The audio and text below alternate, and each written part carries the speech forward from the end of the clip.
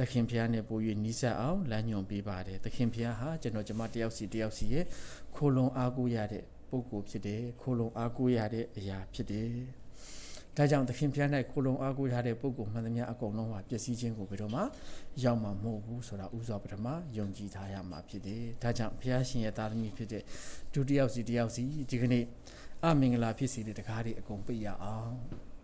အမင်္ဂလာဖြစ်စေသောတကားများအားလုံးပိတ်ရအောင်ဒါဆိုရင်အဲ့တကားတွေအကုန်ပိတ်တော့အထင်းမှာမွန်းကျက်ပြီးတော့သေကုန်မှာပေါ့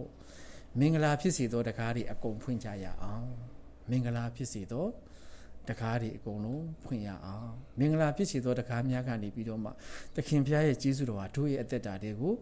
ဝင်ရောက်ပတ်သက်လာပြီးတော့မှတို့တွေကိုပို့ပြီးတော့မှသူနဲ့နိကစေတဲ့ပုဂ္ဂိုလ်သူ့ရဲ့ကျေးဇူးတော်ကိုဝေငှတဲ့ပုဂ္ဂိုလ်သူ့ရဲ့ကျေးဇူးတော်ကိုသူတစ်ပါးရှိကိုလက်ဆင့်ကမ်းပေးတဲ့ပုဂ္ဂိုလ်တွေဖြစ်ကြရအောင်သခင်ဖျား၌တို့တွေခိုလုံပြီးတော့မှကိုယ့်ရဲ့အသက်တာကိုလည်းအကောင်းဆုံးဖြစ်အောင်ပြင်ဆင်ကြမယ်ဒါကြောင့်အမင်္ဂလာဖြစ်စေသောတကားများအားလုံးပိတ်ကြမယ်ပိတ်ရအောင်ပိတ်လိုက်တော့မင်္ဂလာဖြစ်စေသောတကားများအားလုံးဖွင့်ကြမယ်ဖွင့်ရအောင်ဖွင့်လိုက်တော့ကိုလည်းမင်္ဂလာရှိတဲ့ပုဂ္ဂိုလ်သခင်ဖျားရဲ့လူဖြစ်တယ်ဆိုတာ